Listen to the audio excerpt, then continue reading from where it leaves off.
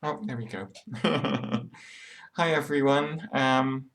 So yeah, so this is my weekly vlog installment. I what happened this week? Well, the other day I was really depressed, and I when I get depressed, I just feel really panicky as well and scared for the future. And I think really what it is I just wish I wish I'd have transitioned sooner. I'm very conscious about, sort of um, time going on, and I just wish, I don't know, I just wish I could,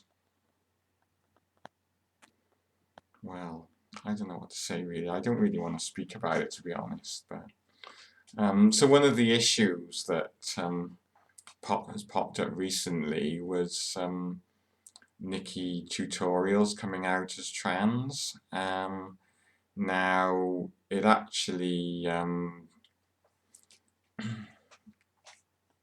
was actually because she was being blackmailed by somebody, which I think is terrible. I mean, and she really turned the tables on her blackmailer because she actually turned things around and she came out as trans before they had a chance to out her. And and I think that's really good, but I really do think that social media companies should crack down on these sort of people who pick on trans people, because somebody like that will do it again to another trans person if they're not stopped. So they should at the very least be exposed, whoever they are, and to protect other trans people from them, and also to make an example of them as well, because transphobia on the internet is just kind of way out of I say control. There shouldn't be any transphobia on the internet, but it just seems that when you report these people, Twitter and Facebook as well, they don't seem to do anything about them. But Twitter is particularly bad. And So yeah, I mean, it's not about silencing people's opinions, I mean, if somebody wants to come out with transphobic opinions and say stuff like they don't think trans women are women and they don't think trans men are men and they don't recognize non-binary people, that's their opinions, but at the same time, they are not allowed to bully somebody because they're trans. So they're not allowed to go after a trans person and deliberately and maliciously misgender them. I mean, that is out of order because misgendering is bullying, and it doesn't just happen to trans people either. So I think you know it's both disingenuous and also kind of a lie, really, to for these TERFs to try and say that misgendering somebody is an opinion, because it's not. It's meant to deliberately humiliate and intimidate and hurt trans people, and also other people as well, cis people. I mean, there was one case on Twitter where a gay man who was transphobic was misgendering me.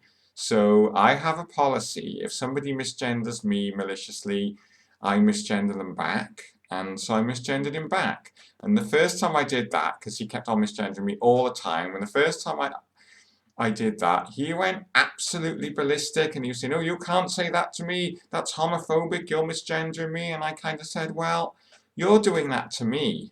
So now you know how I feel." And but he still continued to misgender me.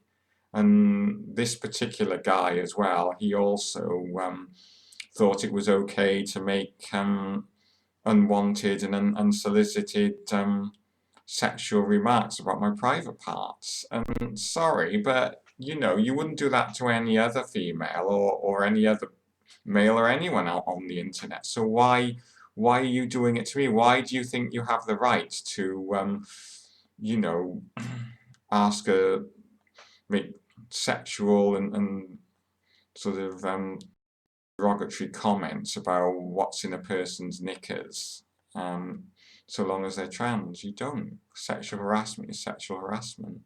Bullying is bullying, whether you do it to a trans person or a cis person. So yeah, which kind of brings me on to the next topic I wanted to talk about. I've just seen a video of Posie Parker with Sargon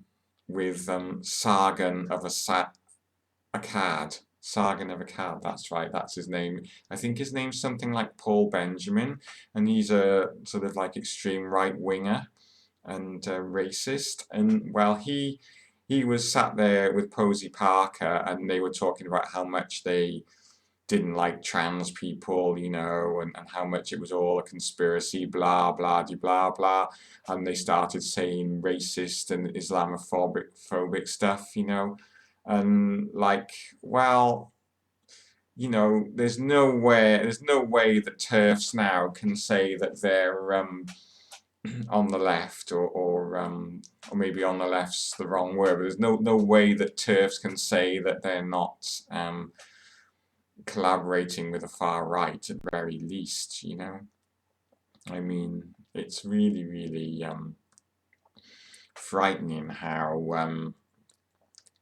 you know, like mainstream news organizations are championing these people. You know, they're basically extremists, and I always have a fear that when the generation who could remember World War II, and you know, some people are even a little bit older, they can remember the rise of fascism, and there are people still around. Granted, there are not many now, and it's getting less all the time. They're in their 80s, 90s, and you know, some of them are like centenarian, 100 years old. But yeah, once they go, people will A, forget how bad war is, and B, forget how bad fascism was and what it did to people and how it caused so much misery for hundreds of thousands, well, hundreds of millions of people. You know, I mean, the fascists were responsible for the deaths of tens of millions of people. You know, I mean, it's just it's just horrific. But now, unfortunately, it seems that fascism is gaining ground again, and anybody who tries to disagree with them or point out how, you know, bigoted and ignorant their opinions are gets shouted down as being, oh, you're politically correct, and we get dismissed as being snowflakes, inverted commas. But yeah, I mean, freedom is so easy to lose, but it's so difficult to get back once it's lost. I think that's the lesson of like World War II, for instance, you know? I mean, who defeated Hitler and the fascists?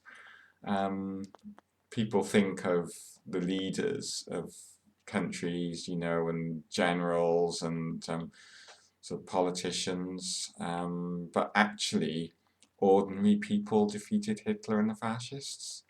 And I think that's the most moving thing about World War II, you know, that so many ordinary people did that, you know, and they made the ultimate sacrifice in a lot of cases because they knew it was right. You know, they knew that it was right to stand up against the fascists, and they wanted, like, you know, I mean, they didn't have any choice in a lot of cases, but they, you know, ordinary people actually, even non-combatants, in occupied countries, they actually, and in Germany itself, they actually decided to stand up against Hitler and, like Mussolini and people like that. And they didn't, they could have just sat tight, but they didn't. And so the very least we can do is call out bigotry and fascism, racism, transphobia, and it's not about being, inverted commas, politically correct. It's about, it's just about treating people decently, and getting along with people. And yeah, so that's just what I wanted to say really today. And I haven't touched on my own depression because it's so painful. I don't really want to talk about it. So I will eventually, but yeah. So yeah, I just like to say really that to everyone who's watching, thank you for watching. Thank you for everybody who's subscribing. I really appreciate that. It's really helps me to sort of feel that what I'm doing is worthwhile and somebody's actually listening to me. And and if you please feel free to leave comments underneath, because I you know I try my best to listen back, and I've had some really lovely comments from people and interesting ones as well. I mean, even if you disagree with me, that's interesting. And I mean, it doesn't mean that we still can't be friends, but as I said, what I do not sort of tolerate is online bullying. And you know so yeah, so take care everyone, and I love you all. Cheerio.